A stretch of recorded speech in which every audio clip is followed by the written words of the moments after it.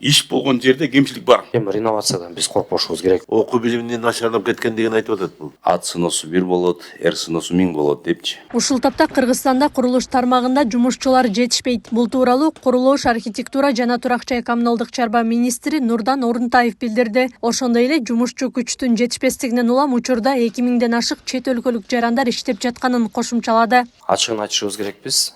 Биз азыркы учурда ушул биздин курулушта республика боюнча 2000ден ашык киши ушул башка өлкөдөн келип иштеген кишилер. Ошол эле айылдарда салынып аткан объектилерге ошол жергиликтүү айылдардын тургундары келип иштегиси келбегендиги. Акча каражаты бүгүнкү күндө акча каражаты боюнча маселе жок.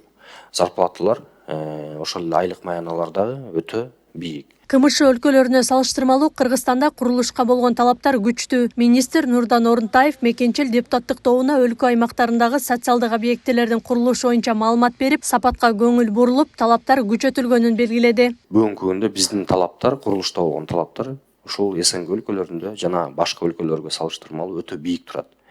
Мисал катары айтып кетсек, бизде курулушта көп кабаттуу үйлөргө арматуранын кайсы түрүн колдонобуз жана кайсы түрүн колдонбойбуз деген маселе чыгышы мүмкүн. Бул А500, А500 маркасында биз только А500 маркасында арматураны колдонобуз. А400-тү биз колдонууга көп жерден тыюу салганбыз. Ошол эле учурда мынакей көп жерлерде А400 маркасында арматураны колдонуу уруксат берилген. Биз бирок ага жол бербейбиз. Ошол эле учурда мынакей цементтин качествосы, бетондун качествосы бүгүнкү күндө атайын жаңы лабораториябыз иштейт. Ал жактан жана кубиктер өтөт. Ар кирген материалдарды, республикага кирип аткан материалдар сертификациялоо маселесинде биз катуу карап чыкканбыз.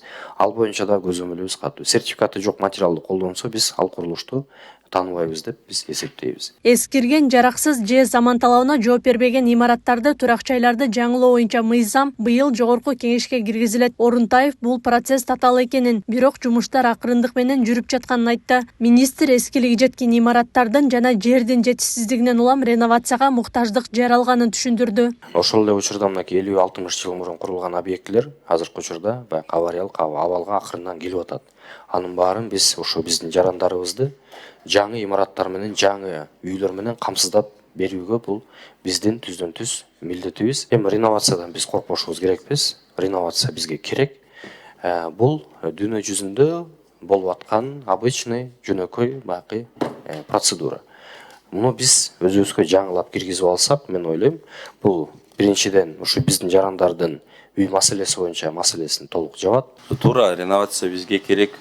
Бул 50 жылдан, 80 жыл, 60 жылдан уже ашып кеткен үйлөр турат, бирок ушу мага бир нече шаардык тургундары кайрылып, алар переживать этет да, ушул биз менен кантип келиштиребиз, сиңер анан биз менен тиги кууп чыгасыңар деп коргоп атат да ушул маселе. Эч кандай кууп чыгуу болбойт. Бул ошол үйдө жашап аткан элдердин каалоосу менен гана кылынат. Жок, биз каалабайбыз, реновацияга барбайбыз, биз ошол эски үйдө жашайбыз десе алардын укугу. Биз эч кимди мажбурлап үйүнөн чыгарууга эч кимдин Алардын ыктыяры жок. Орунтаев курулуш тармагында кесипкөй адистер жетишпей турганын айтса, Кундузбек Сулайманов министрликке кадрларды даярдоо жана социалдык объектилердин сапатына көзөмөл жүргүзүү маселелерине өзгөчө көңүл буруу керектигин белгиледи. Кадр маселеси бизде өтө курч турат. Жетишпейт кадр. Ошол эле архитектордон баштап конструктор, инженер, проектировщик, строительдер, ПГСниктер бүгүнкү күндө бизде азыр абдан жетишпей турат. Мен учурдан пайдаланып дагы ушул кайрылат элем. Кимде ким ушул кызматтар менен келип бизге иштейбиз десе, биздин эшигибиз ар дайым ачык. Андан тышкары дагы мынакей айта кетишибиз керекпиз.